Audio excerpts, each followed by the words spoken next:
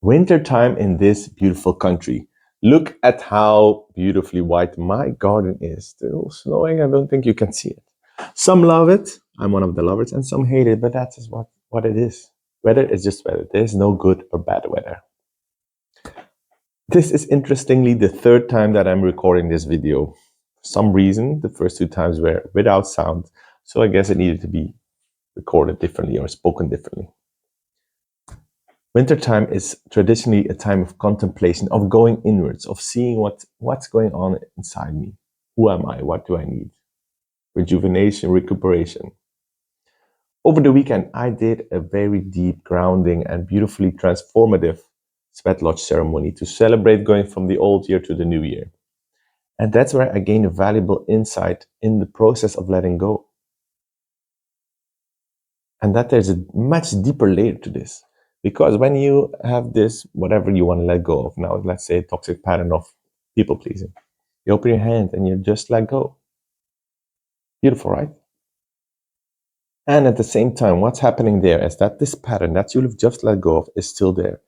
It's still lingering on the table in front of me. So when it creeps up again, all you gotta do is just pick it up again, and there you have it. There is the old pattern again that is not serving you. Because you let go, but you also, because of that, you can easily let it go. What knowledge that I gained over the ceremony, sweat lodge, is that there's also an active state. Letting go is passive, but you can also actively give it back. Give your people pleasing, give your lack of self-love, give your overachieving. You can also give all of this away. You can give it back. This is exactly the process that I did in the sweat lodge. For a long time, I don't know how long, because time and space doesn't exist anyway, and in the darkness and extreme heat of a sweat lodge, everything falls away. We were invited to give back to the fire, even better, because then you can transmute it, and whatever you're letting go of is literally gone. We were invited to give back what is not serving me anymore. So for a very long time, I spoke and I spoke and I spoke to the fire to let go in an active way, giving back, giving away what doesn't serve me anymore. And it was a lot, because I've been carrying a lot over the years. So I took a look at my backpack. What is inside here? And there was so much that I wasn't aware of. A lot of that I was aware of, but more that kept coming through. And the more I kept giving away, the more I kept transmuting into the fire, the lighter I felt. And now 1 week later, I still feel that. All those patterns that I kept entertaining for years are gone, because I chose something different actively. To literally give away, or yeah, it's literal. You choose to be someone else. You empower yourself. I had no choice anymore to stop self-sabotaging, to stop making excuses for the things I was doing, and to finally take responsibility. Like, okay, this is the life I want, but I'm choosing that way.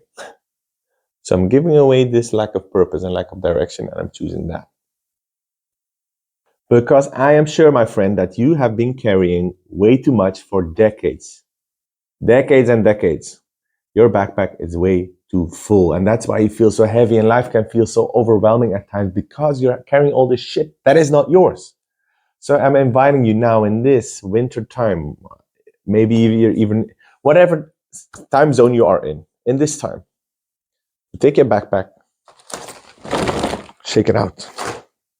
What's inside there? What is all this junk that you're carrying that does not serve you at all? And then consciously start giving it away. Throw it in the fire, make it into a ritual, write it down, throw it in the river, however way feels right for you. But start being an active creator instead of a passive bystander of your life. Wintertime is about contemplation, but it does not need to be passive. You can actively give away that does not serve you. And then piece by piece, all this shit in your backpack, it will be gone. And when an old pattern creeps up, you won't have the urge to do that, because you have chosen something different. You have taken the reins of your life. And then after the process is completed, you can take your backpack again and you can start walking on your path and like, wow, I feel so much lighter because you have chosen to be someone else.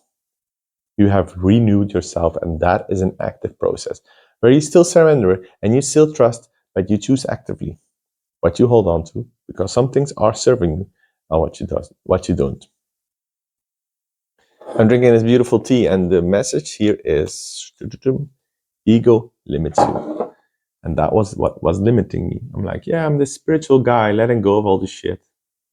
But as soon as opportunity came by, I picked up the pattern again and I kept repeating and repeating and repeating.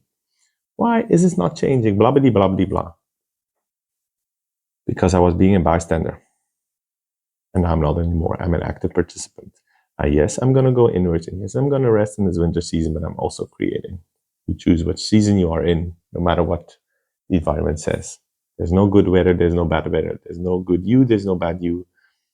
Life is what it is. It's how you see it. Take this beautiful message as a reminder how epic you are, how much of a creator you are. And if you forget how epic you are, I'm always going to remind you. So remember, you are epic. See you next time. Ciao, ciao.